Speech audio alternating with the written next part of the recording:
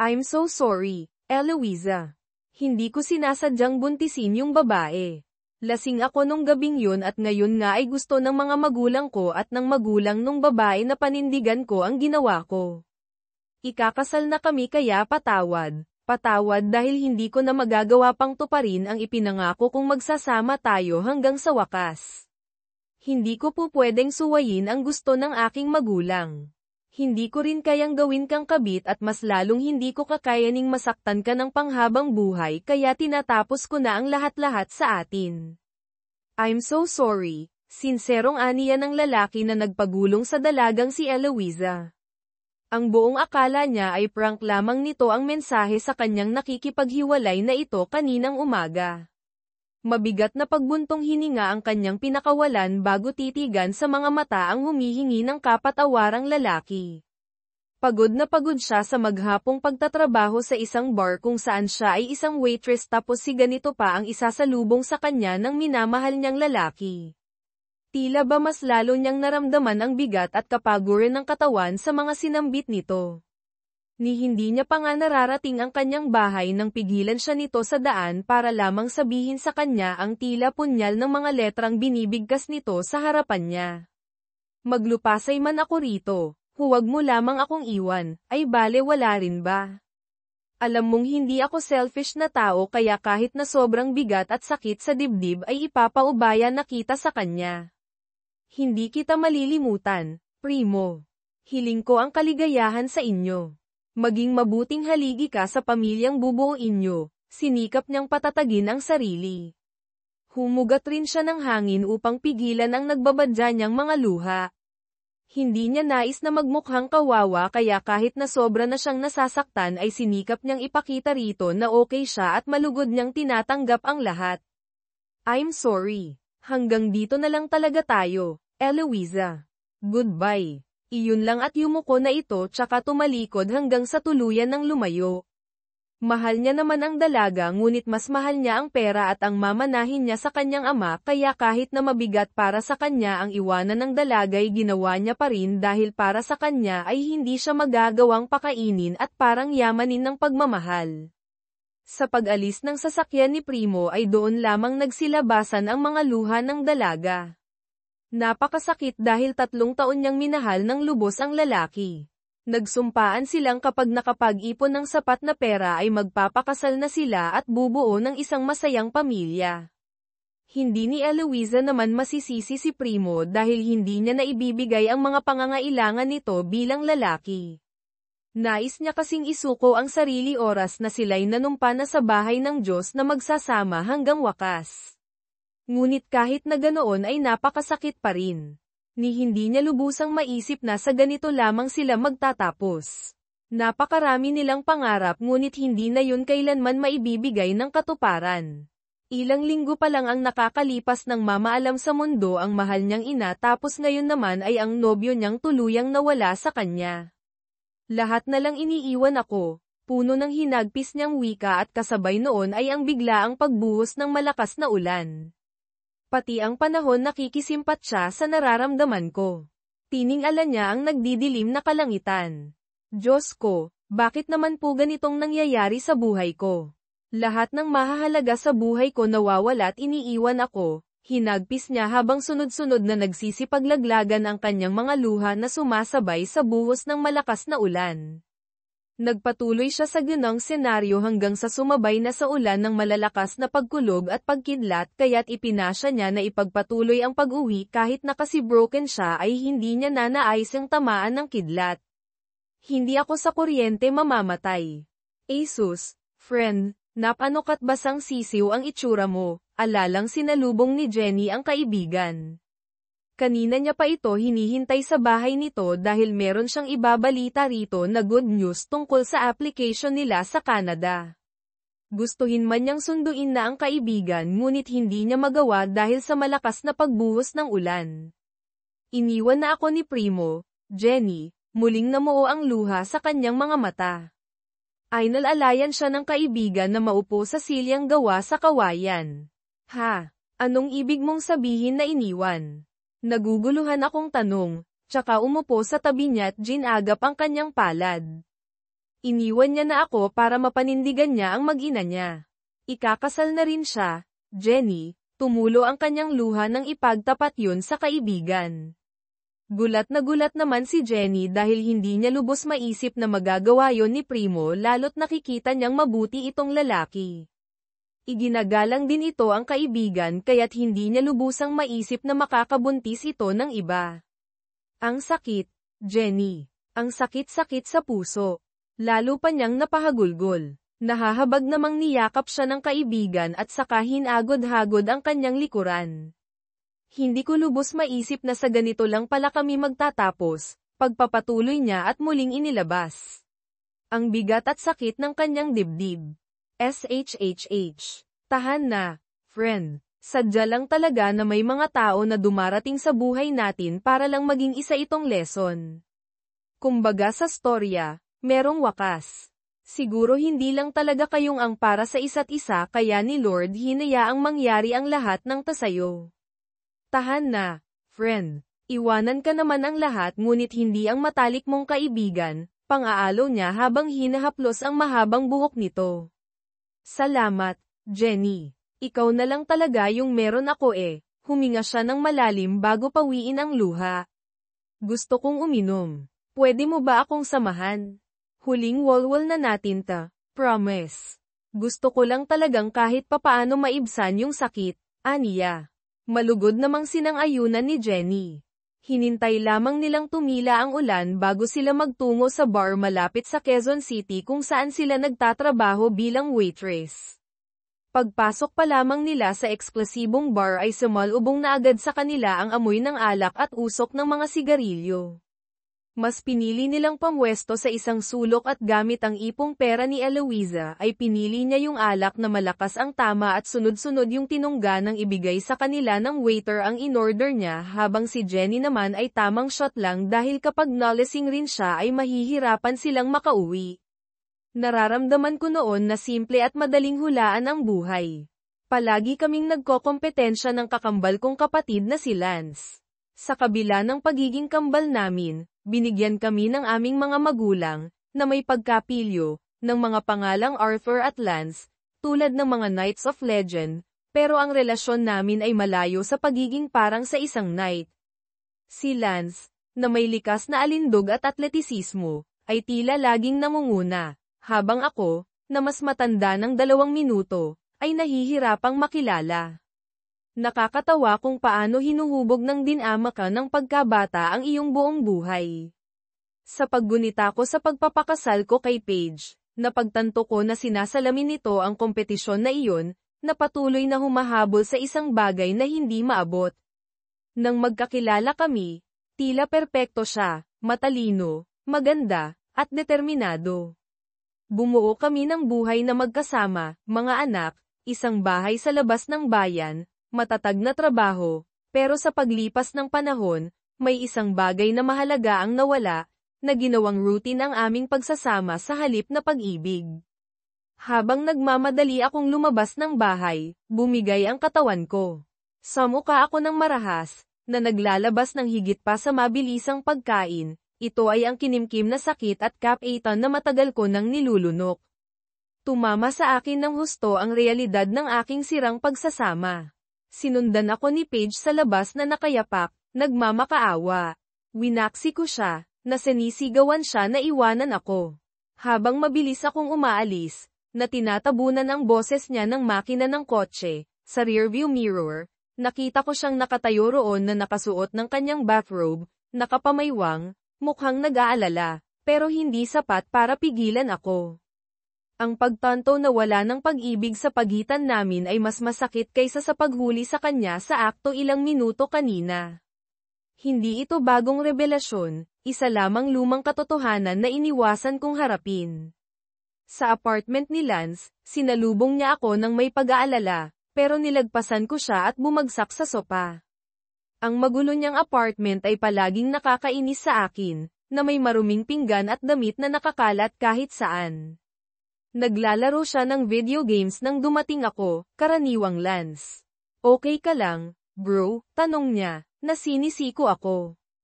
Hindi ko siya pinansin, at bumalik siya sa kanyang laro. Sa wakas, sumabog ako. Hindi ba dapat nasa trabaho ka? Nang hindi lumilingon sa screen, sumagot siya, hindi ba dapat nasa trabaho ka rin? Pinapanood niya siyang maglaro, lumaki ang galit ko. Paano siya makaupo roon at casual na naglalaro ng video games habang gumuho ang buhay ko? Bakit napakadali ng mga bagay para sa kanya habang ako ang nagdadala ng lahat ng bigat? Sumabog ako, na ikinagulat ko rin ang sarili ko. Pwede bang patayin mo ang kalokohang iyan? Ano ka ba, 16? Nagkibit balikat si Lance, na hindi natitinag, at patuloy na naglaro. Ano bang problema mo? Tanong niya ng kalmado. Ganoon hahawakan ni Lance ang lahat, walang nakakabahala sa kanya. Umabot na sa sukdulan ang galit ko. Kinuha ko ang controller niya at ibinasag ito sa pader. Ano ba, Art? Sigaw niya. Anong problema mo? Ikaw, sigaw ko, na tinutusok siya sa dibdib. Ikaw ang problema sa akin. Kung may problema ka, umalis ka. Ito ang lugar ko. Bumalik ka sa asawa mo. Sumabog ako. Nag-away na kami dati, pero iba ang pagkakataong ito. Dahil sa galit, sumugod ulit ako. Pero si Lance, na laging mas malakas, ay madaling nalampasan ako, na pinatulog ako. Nang magkamalay ako, narinig kong kausap ni Lance sa telepono. Hindi ko alam kung anong problema sa kanya, sabi niya. Nang makita niya akong gising, ngumisi siya at inihagis sa akin ang isang ice pack. Tapos ka na bang umaktong parang tanga? Bakit mo ginawa? Tinawagan mo si Paige, ungol ko. Asawa mo siya. Dapat siya ang humarap sa iyo, sagot niya. Tawagan mo siya ulit. Sabihin mo sa kanya na umalis na ako. Namatay. Wala akong pakialam. Hindi ko siya kayang kausapin ngayon. Lamambat ang ekspresyon niya. Anong nangyayari, Art? Pumunta ka rito at sinugod mo ako. Ano bang problema mo?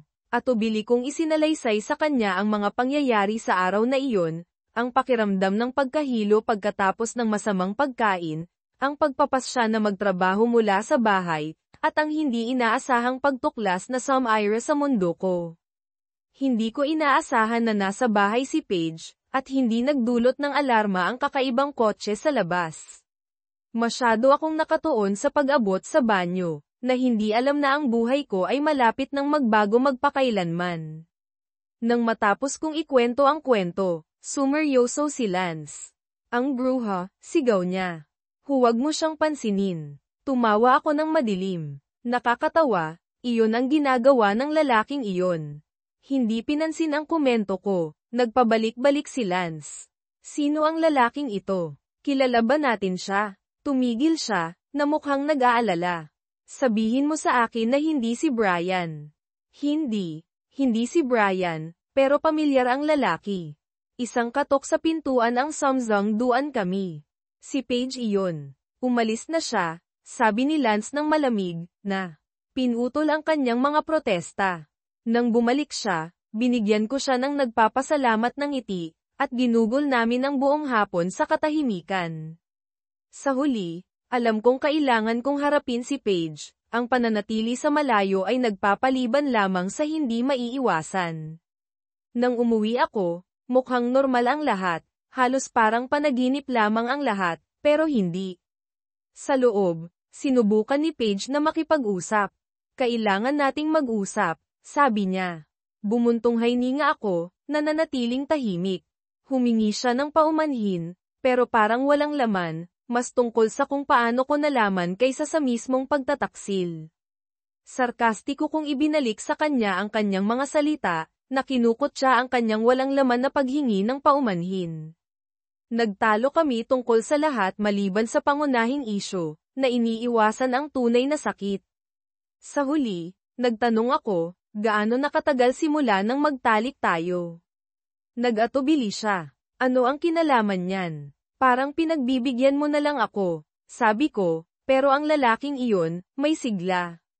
Hindi siya sumagot, at alam kong sinusubukan ko lamang siyang inisin, pero gusto kong maramdaman niya ang isang bagay, anumang bagay, na malapit sa nararamdaman ko, pero hindi niya kaya, dahil hindi ako nagtaksil.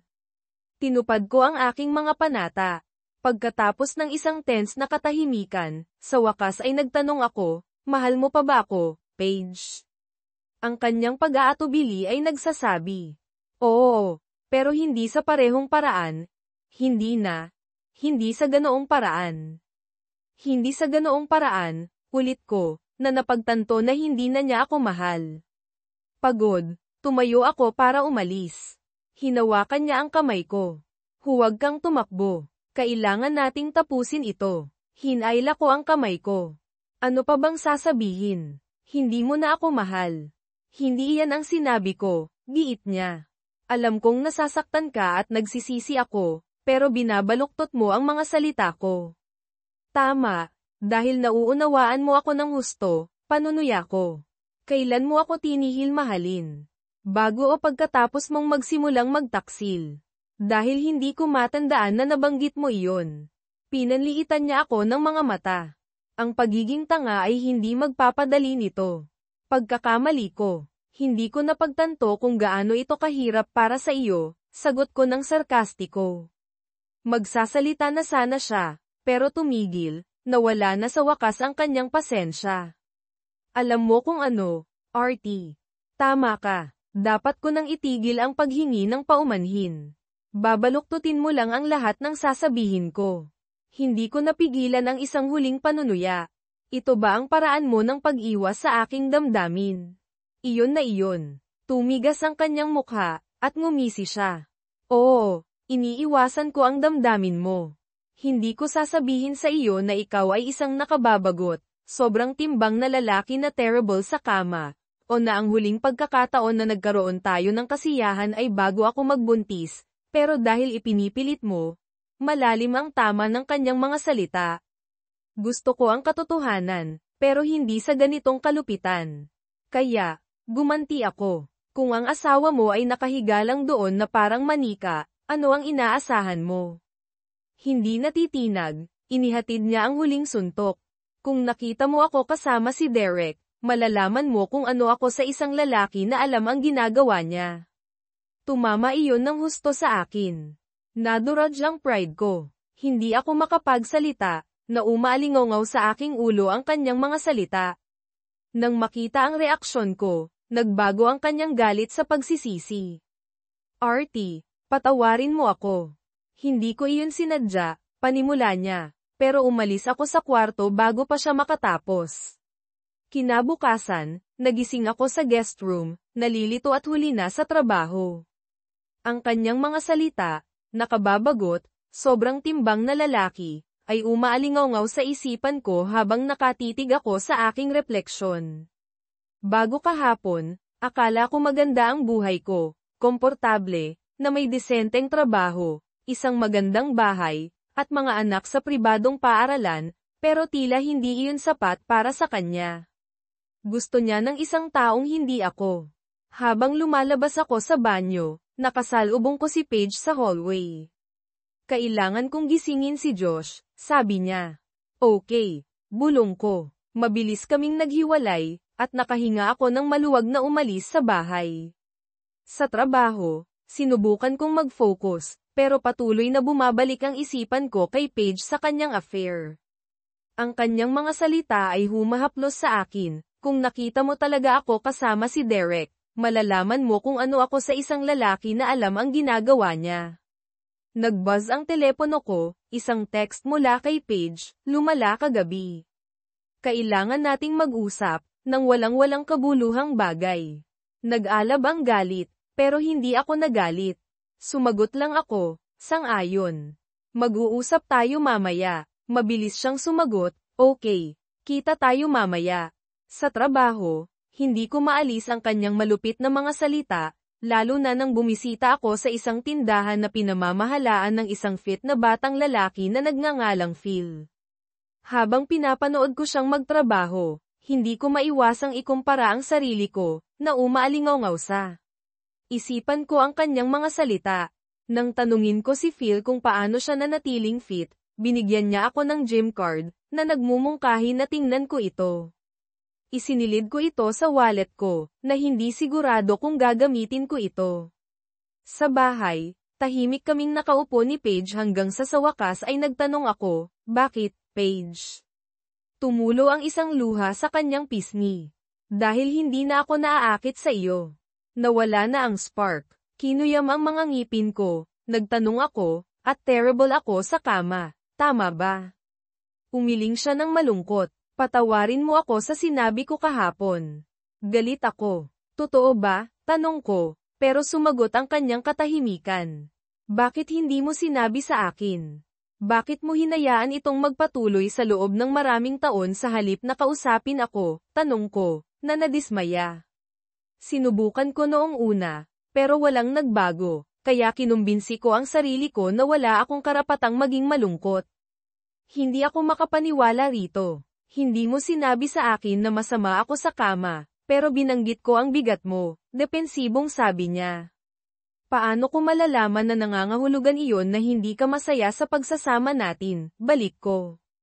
Akala ko isa lamang iyong yugto. Bakit hindi mo sinubukang ayusin tayo? Sagot niya. Hindi ako ang nagtataksil. Sagot ko ng matalas. Kung hindi ka masaya, dapat nagsalita ka, hindi kumilos ng patago.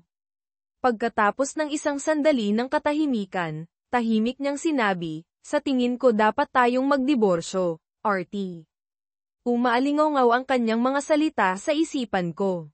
Sa lohikal na paraan, may katuturan ito, pero hindi lohikal ang pag-ibig.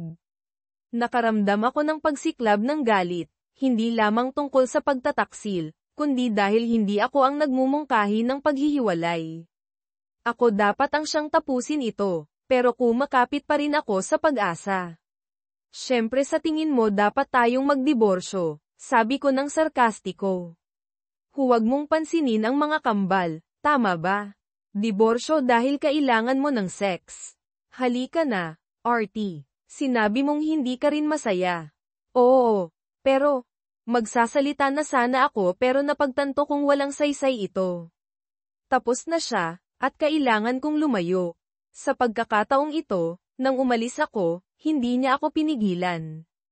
Habang paalis na ako, isang huling tanong ang sumagi sa isipan ko. Nang hindi lumilingon, nagtanong ako, sino ang lalaking iyon? Derek. Derek ang pangalan niya. Kasama ko siya sa trabaho, sagot niya. Derek, bulong ko, na naaalala siya mula sa isang party sa opisina 2 taon na ang nakararaan. Madalas kayong sumayaw. Nang maramdaman ang aking implikasyon, mabilis siyang sumagot, hindi pa kami nagkakatulugan noon, ipinapangako ko.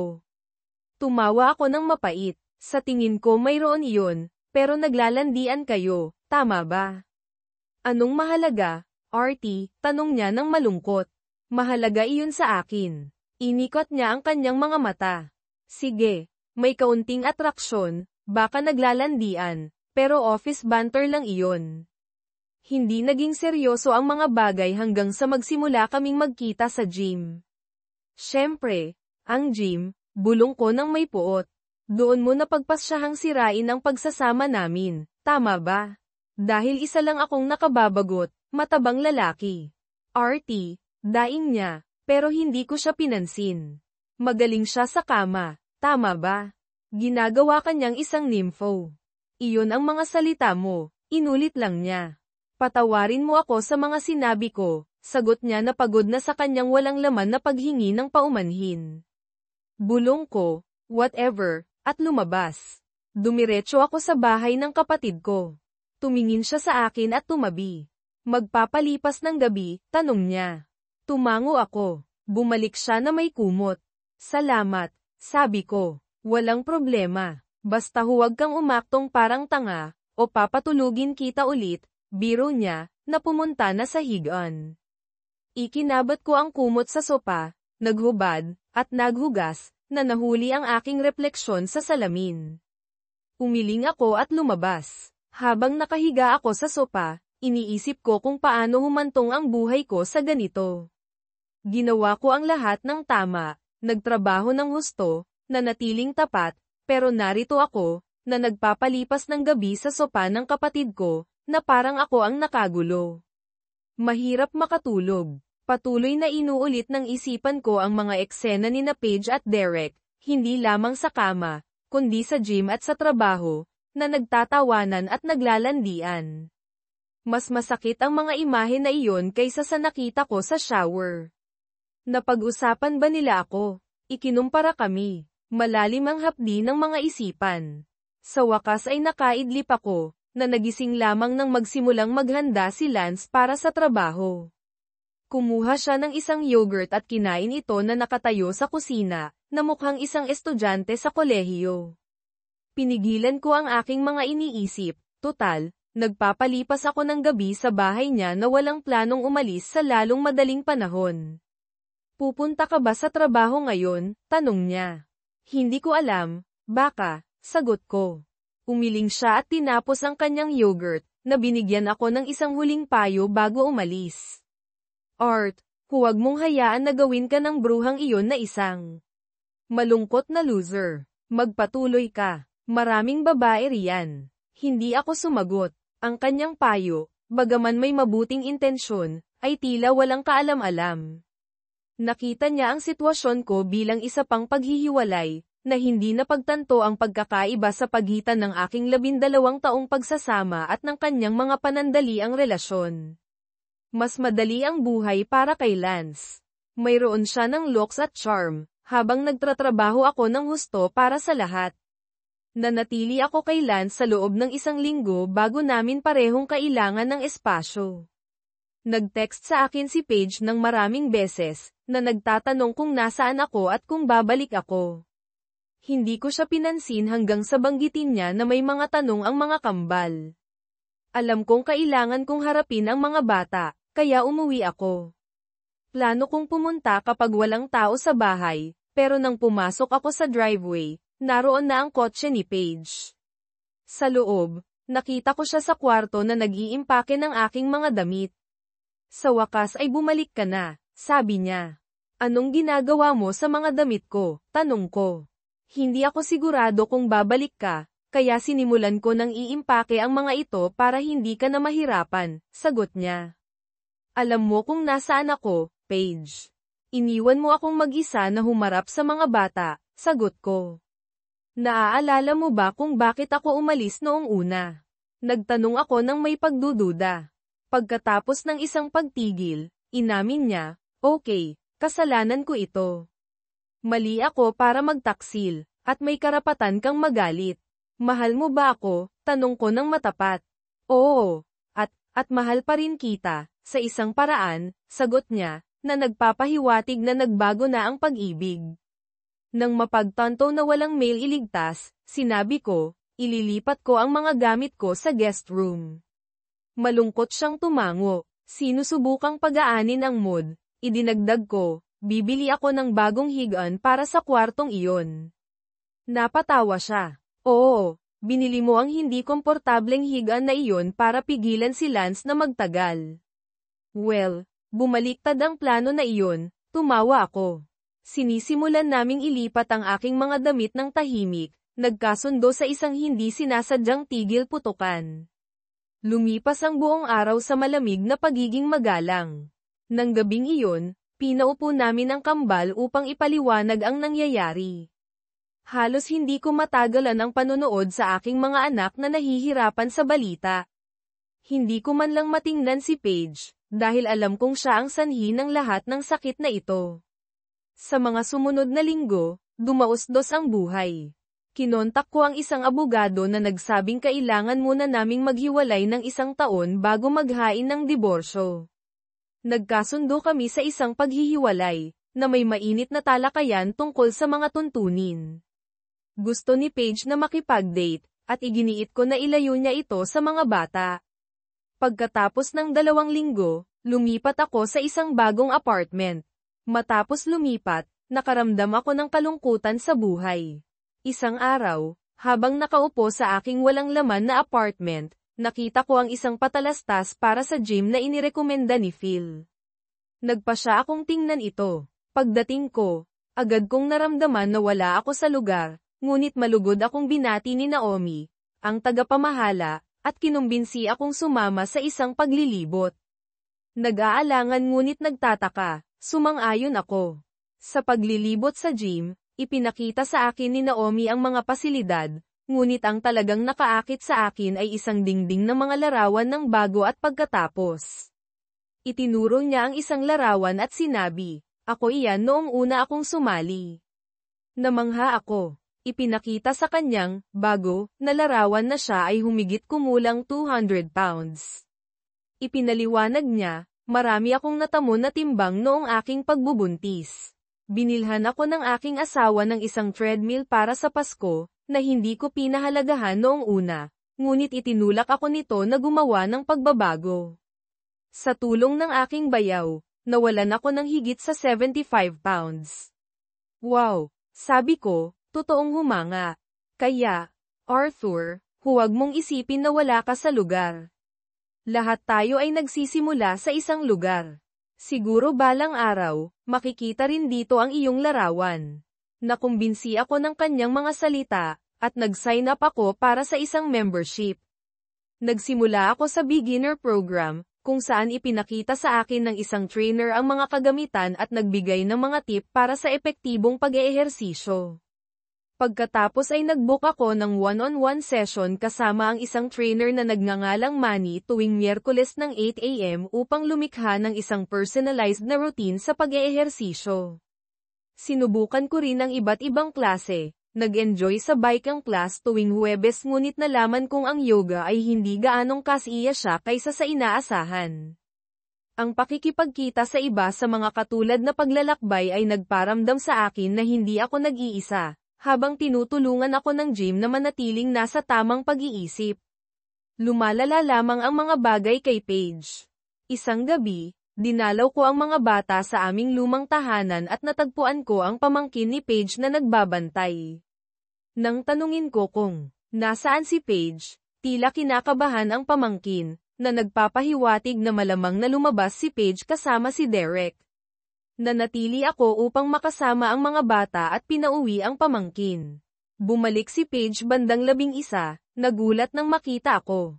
Maganda siya sa kanyang itim na damit, ngunit ang kanyang gusot na hitsura ay nagmumungkahi na hindi lamang siya lumabas para sumayaw. Kalmado kong sinabi, pumunta ako para makita ang mga bata. Dahil narito na ako, pinauwi ko na si Penny.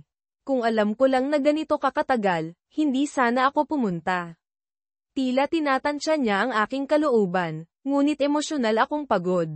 Hindi ko alam na narito ka. Paumanhin, sabi niya, umiiwas ng tingin.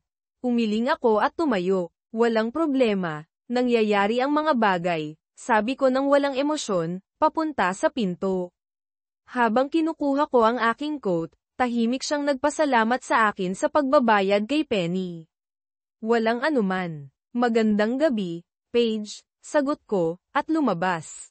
Pagkaraan ng mga buwan, sa gym, itinulak ko ang aking sarili sa isang mahirap na pag-eehersisyo, ngunit nang tumayo ako sa timangan, nalaman kong 10 pounds lamang ang nawala ko sa loob ng 3 buwan. Frustrated, lumabas ako, pakiramdam na hindi makatarungan ang buhay. Sa labas, napansin ni Naomi ang aking kalooban at tinanong kung okay lang ang lahat. Bago ko pa malaman, sinabi ko na ang lahat, ang aking mga paghihirap sa pagbaba ng timbang, si Paige, ang aking mga anak, at maging si Lance. Nakinig siya ng mabuti at pagkatapos ay nagtanong, ano ba talaga ang gusto mo, Arthur? Inamin ko na gusto kong maging maganda ang pakiramdam sa aking sarili. Ipinaliwanag niya, ang pagpapapayat lamang ay hindi ka magpapasaya. Ang tunay na pagpapahalaga sa sarili ay nagmumula sa loob, hindi lamang sa hitsura. Kailangan mong malaman ang iyong halaga ng higit pa sa iyong hitsura. Tumimo sa akin ang kanyang mga salita. Pagkatapos ay binigyan niya ako ng isang card para sa kanyang bayaw, si Jerry, isang personal trainer at life coach, at hinikayat akong ibigay ang lahat kung pipiliin kong makipagtulungan sa kanya. Pagkaraan ng isang linggo, nakilala ko si Jerry, na fit at nakakatakot. Siya ay propesyonal, halos malamig, at binalaan ako na hindi ito magiging madali. Mahigpit ang kanyang pamamaraan, walang dahilan, walang eksepsyon. Sinuri pa niya ang aking kusina at nagtanong ng mga personal na tanong tungkol sa aking mga gawi. Sa kabila ng kanyang matigas na ugali, sumang-ayon akong sundin ang kanyang rehimen. Intensibo ang programa ni Jerry. Sa unang araw, nakipagkita ako sa isang nutritionist na nagturo sa akin tungkol sa malusog na pagkain. Nalaman ko kung gaano karami ang kailangang baguhin sa aking dieta at nagsimulang magluto ng lahat ng aking pagkain. Brutal ang mga pag-eehersisyo, ngunit unti-unti akong nakapag-adjust. Sa kabila ng mga hamon, alam kong gumagawa ako ng pag-unlad, kapwa pisikal at mental. Palagi akong gutom at pagod. Sumasakit ang buo kong katawan, at naging mahirap ang mga simpleng gawain. Ang gusto ko lang gawin ay magpahinga, ngunit hindi ko maaaring pabayaan ang aking mga anak. Sa kabila ng pagkapagod, gumawa ako ng oras para sa kanila. Si Paige, sa kanyang kredito, ay pinadali ito para sa akin. Hindi niya alintana kung dumalaw ako sa bahay, kahit na walang paunang abiso. Siguro ito ay dahil sa pagkakasala, ngunit naniniwala ako na talagang gusto niyang gawin kung ano ang pinakamabuti para sa mga bata. Iginiit niya na panatilihin ko ang susi ng bahay. Sa tingin ko, ang hindi sinasadyang kasunduan ay igagalang ko ang kanyang privacy. Sa kasamaang palad, hindi ko tinupad ang aking bahagi. Dinaig ako ng selos. Nagsimula ito bilang inosenteng pag-uusisa, pagsisiyasat lamang kapag sa tingin ko ay hindi ako mahuhuli. Wala akong hinahanap na tiyak, sinusubukan ko lamang na makita kung paano ang mga bagay nang wala ako. Ang unang kakaibang bagay na napansin ko ay isang bagong sipilyo sa banyo. Sa una, hindi ko ito masyadong pinansin, ngunit pagkatapos ay nakita ko ang panligo ng panlalaki sa shower at nagsimulang mag-alala. Walang damit ng lalaki sa closet, ngunit nakakita ako ng isang pares ng boxer shorts sa kanyang labahan. Ang makakita ng panloob na damit ng ibang lalaki na nakahalo sa mga gamit ng aking asawa ay parang paglabag, na parang inaagaw niya ang aking espasyo. Nilunok ko ang aking galit at umakto na parang walang nangyayari. Ayaw kong malaman niyang sumusubaybay ako. Ang pananatilihin siyang walang kaalaman ay parang isang paraan upang mang-alap ng higit pang impormasyon, at gusto ko ring magmukhang hindi apektado, na parang hindi ako nag-aalala sa kanyang mga aksyon. Tinanong ko rin ang mga bata kung may napansin silang kakaiba o kung may mga bagong taong bumibisita. Tila wala silang alam tungkol sa aking sinasabi, kaya ipinapalagay ko na tinutupad ni Paige ang kanyang bahagi ng kasunduan sa pamamagitan ng hindi pagsasama sa kanila. Tila nangyari ang kanyang mga date habang nasa paaralan ang mga bata o sa mga gabing lumalabas. Ngunit kahit gaano ko pa subukang itago, sigurado akong naramdaman ni Paige ang aking sakit. Mahirap itago ang ganitong uri ng sakit ng matagal. Minsan, tinitingnan niya ako na may pagkakasala kapag nahuli niya akong pinagmamasdan siya, dahil alam niya kung gaano siya kadaling magpatuloy habang nananatili akong nakulong sa pagsisisi. Masakit ito, at minsan ay hindi ko kayang magpanggap na hindi. Nakatulong ang mga pag-eehersisyo ni Jerry. Ang kanyang mga pag-uutos habang nagbe-bench press o pinapalo ang aking tiyan habang nag-sit up ay nakapagpabaling sa akin mula sa mga iniisip tungkol kay Paige. Kahit na ang kanyang mga sarkastikong pahayag tungkol sa aking palayaw ay nakatulong upang may palabas ang aking pagkabigo mula sa aking mga problema. Ang trabaho ay naging isang kanlungan din. Tulad ng maraming lalaki sa aking sitwasyon, nakahanap ako ng kapanatagan sa aking trabaho. Sa trabaho, pinahahalagahan ako batay sa pagganap, mahalaga ang mga numero at resulta. Kung may hindi gumagana, inaayos mo ito. Kung ganoon lamang kadali ang mga pag-aasawa. Lumipas ang mga buwan, kapwa mabilis at masakit na mabagal. Puno ng paghihirap ang mga araw, ngunit ipinaalala rin sa akin ng sakit na buhay pa ako. Ang katawan ay may kamangha-manghang kakayahang magpagaling at mag-adjust. Sa paglipas ng panahon, lumakas ako, pisikal at emosyonal. Unti-unti, naging manhid ang aking puso sa sitwasyon kay Paige. Ang aming relasyon ay nagbago ng napakatindi na hindi ko napansin hanggang sa ito ay nagbago ng malaki. Ang pagbabago ay naging malinaw ilang linggo bago ang aming anibersaryo ng paghihiwalay. Isang gabi, tulog na ang mga bata, at hinihintay ko si Paige na umuwi para makaalis ako. Natapon ko ang soda sa aking shirt, kaya nagpa siya akong labhan ito kaagad. Ipinapalagay ko na hindi pa babalik si Paige hanggang mamaya, ngunit nagulat niya ako sa pag-uwi ng maaga. Nagmadali ako sa kusina para kunin ang aking shirt mula sa dryer, nakaramdam ng pagka-self-conscious. Ayaw kong makita niya ang aking hubad na dibdib, na pinagmumultuhan pa rin ng kanyang mga nakaraang paghuhusga. Habang nahihirapan akong kalasin ang basang shirt, hindi ko siya napansin hanggang sa marinig kong huminto ang kanyang mga yapak sa likuran ko. Lumingon ako at nakita ko siyang nakatitig sa akin na nanlalaki ang mga mata, na parang nakakita ng isang bagay na hindi inaasahan. Lalo akong kinabahan sa kanyang titig, at sinubukan kong takpan ang aking sarili ng gusot na shirt. Hey Paige, kumusta ang gabi mo? Tanong ko. Sinusubukang magtunog na casual ngunit desperado na huminto siya sa pagtitig. Okay lang, sagot niya ng dahan-dahan, hindi inaalis ang kanyang tingin. Okay. Nararamdaman ko ang tensyon sa hangin, tahimik na ikinukumpara ako ng kanyang mga mata sa kanyang ziks. Diyos ko, kinailangan ang lahat ng aking natitirang pride para hindi tumakas sa silid.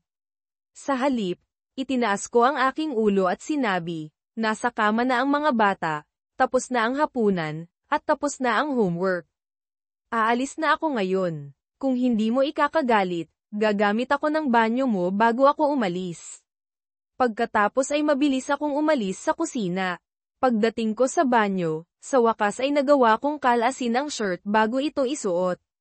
Sinulyapan ko ang aking sarili sa salamin at nagulat, tulad ni Paige kanina.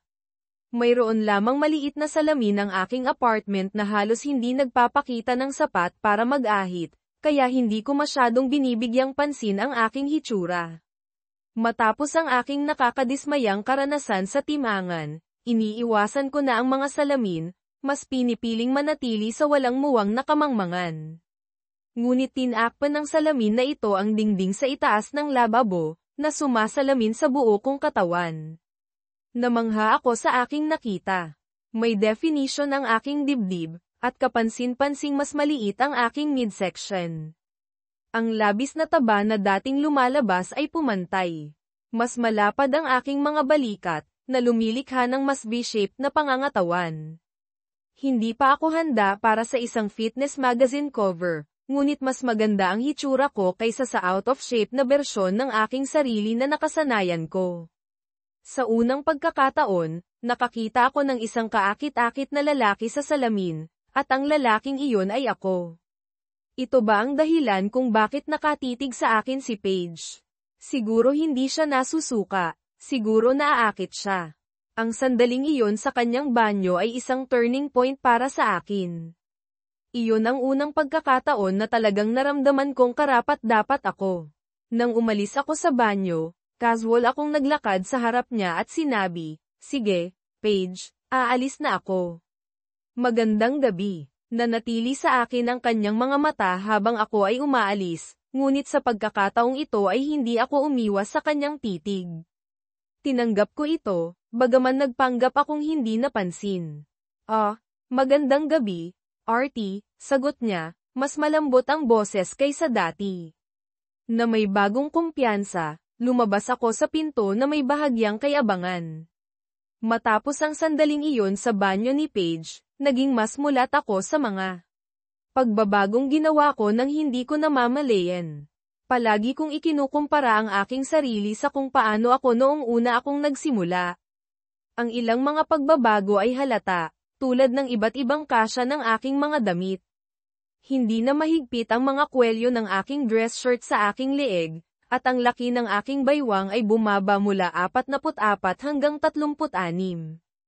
Ang iba pang mga pagbabago ay mas maliit ngunit kasiya siya pa rin. Kaya ko nang yumuko at bumangon ng mas madali. Atali ang aking sapatos nang hindi ikinakalat ang aking mga binti, at makapasok at makalabas sa kotse nang hindi umuungol.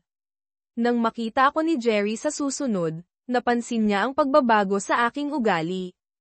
Nawala ang pagkapagod, gaman ang pakiramdam ng timbang, Hindi na nakakatakot ang treadmill, at tumaas ang aking mga antas ng enerhiya.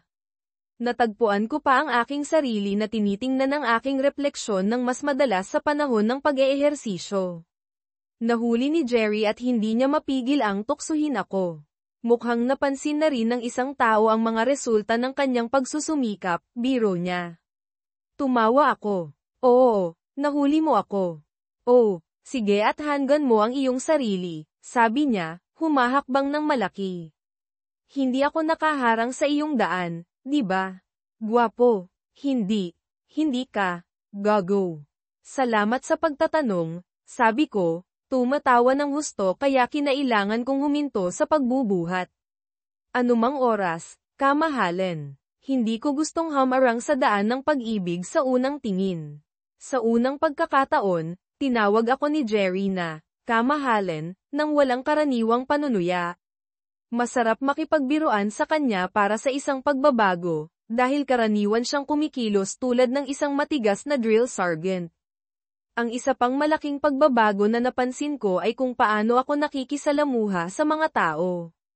Tila mas pala kaibigan sila, nagtatagal ng kaunti kapag tumitingin sila sa akin, at mas madalas nang umingiti. Maaaring parang mababaw ito, ngunit hindi ko maitatanggi ito, mas maganda ang pakikitungo sa mga kaakit-akit na tao. Isang malungkot na katotohanan na napagtanto kong hindi ako immune dito. Simula noong gabing iyon sa kanyang bahay, mas naging mapagbigay siya, mas madalas nang umingiti, at itinutuwid pa ang kanyang buhok sa paraang halos parang nakikipag-flirt. Hindi na niya ako tinatrato ng may awa at nagsimula siyang magpakita sa akin ng respeto. Nagkaroon ng kasukdulan ang lahat sa aming anibersaryo ng paghihiwalay. Kinontak ko ang aking abogado at binigyan siya ng pahintulot na ihanda ang mga papeles ng diborsyo. Gusto kong ihanda ang mga ito para makausad kami ni Paige. Sa halip na ay pa-serve sa kanya, na parang walang personal, nagpa siya akong ibigay ang mga ito sa kanya ng direkta. Nasa magandang lugar kami, at naramdaman ko na ang pagtatapos ng aming kasal ay karapat-dapat sa parehong paggalang tulad ng simula nito. Nang gabing iyon, natagpuan ko siya sa itaas na palapag na naghahanda, marahil para sa isa pang date. Nasa harap siya ng salamin na naglalagay ng hako. Kumatok ako sa pinto para makuha ang kanyang atensyon. Oh, hey Artie, sabi niya, lumingon. Ikinakalat niya ang kanyang mga braso at nagtanong, paano ako tignan? Hey Paige, maganda ka, pero sigurado akong alam mo na iyon, sagot ko. Ginawa ng kanyang mga mata ang pamilyar na paglilibot na iyon, sinusuri ako.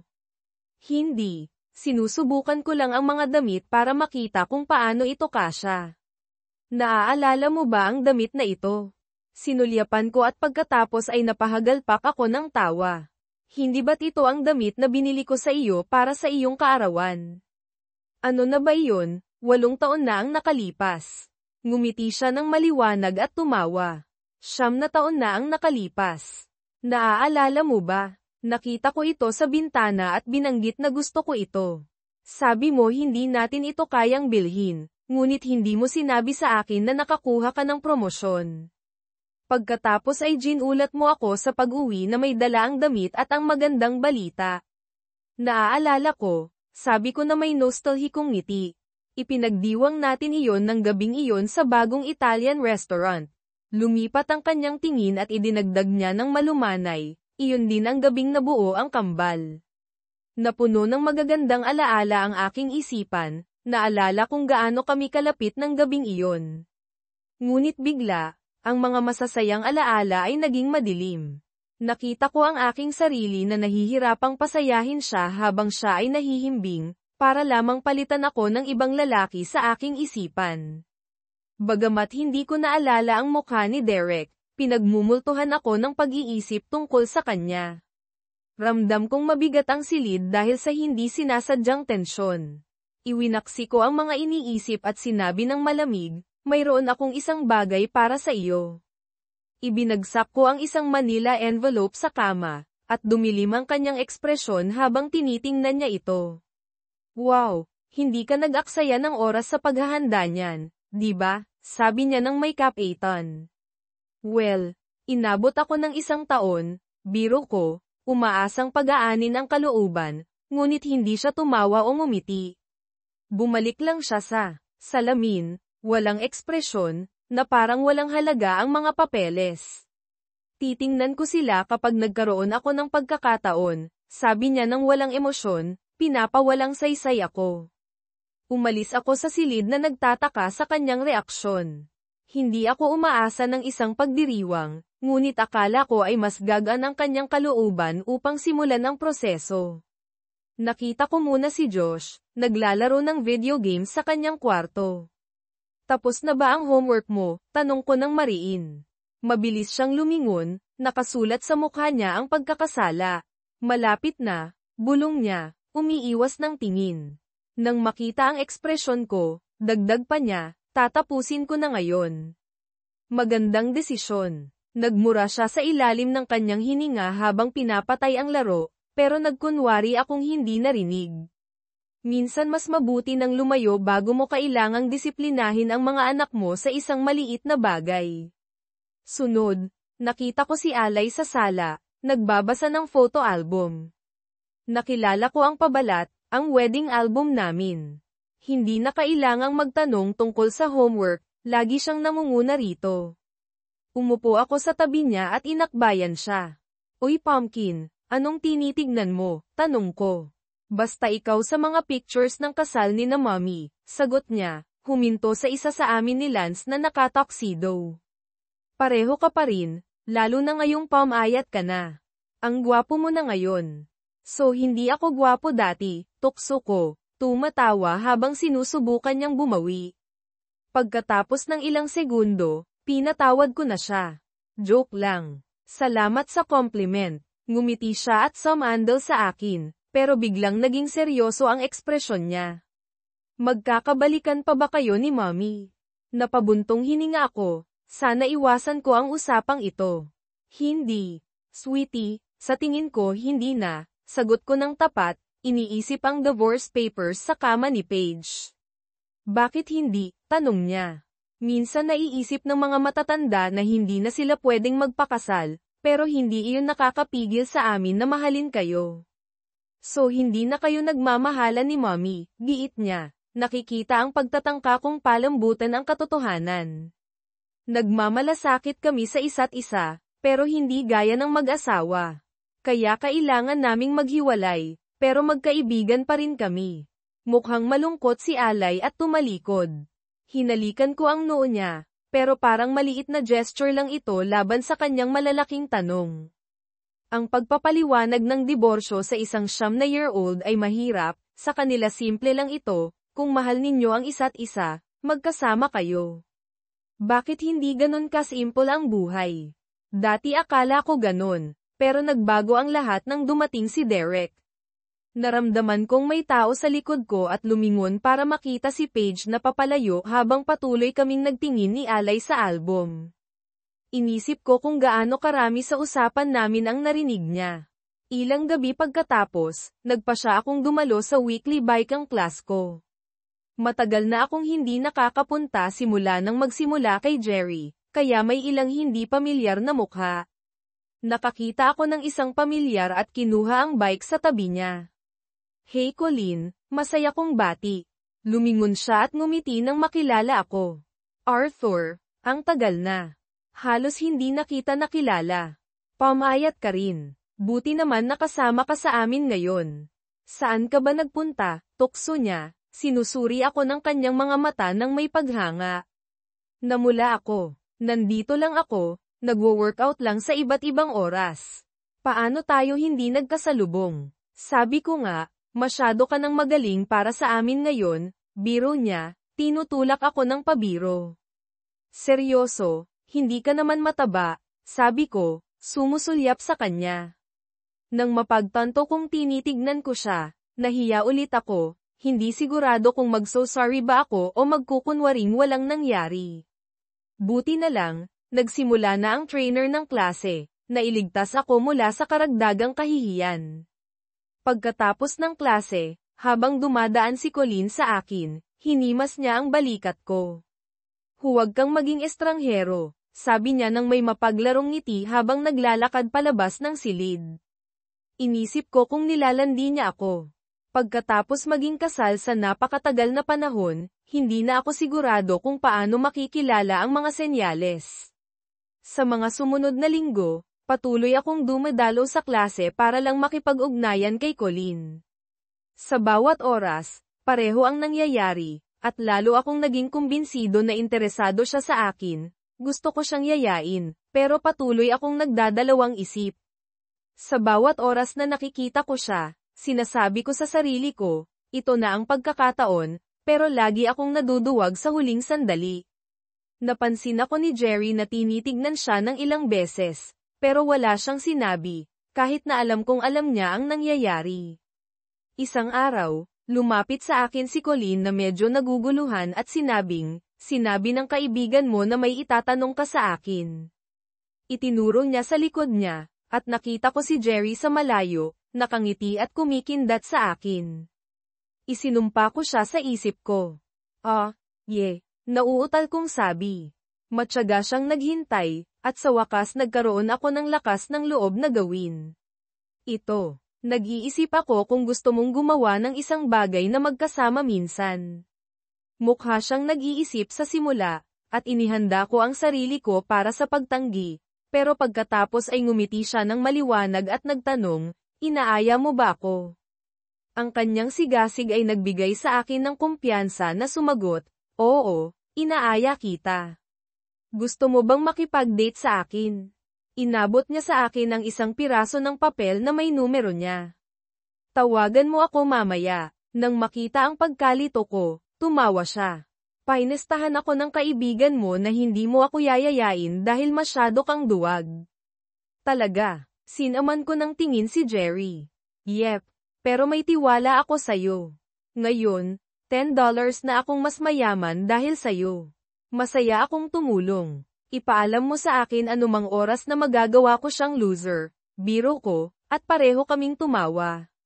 Nagpaalam siya at pinaalalahanan ako na tawagan siya pagkatapos ng 8. Habang paalis siya, lumapit si Jerry na may mapanuyang tingin. Anong gusto niya? Tanong niya, nagkukunwaring walang alam. Lumapit siya para sabihin sa akin kung gaano kaka-intrusive, sagot ko, binato siya ng tuwalya. Tumawa siya at binalewala ito. Nang gabing iyon, napaharap ako sa isa pang dilema. Matagal na akong hindi nakakapunta sa first date sa loob ng higit sa 1 dekada. Wala akong ideya kung saan dadalhin si Colleen o kung ano ang aasahan. Pareho pa rin ba ang mga patakaran sa pagde-date tulad ng noong nililigawan ko si Paige?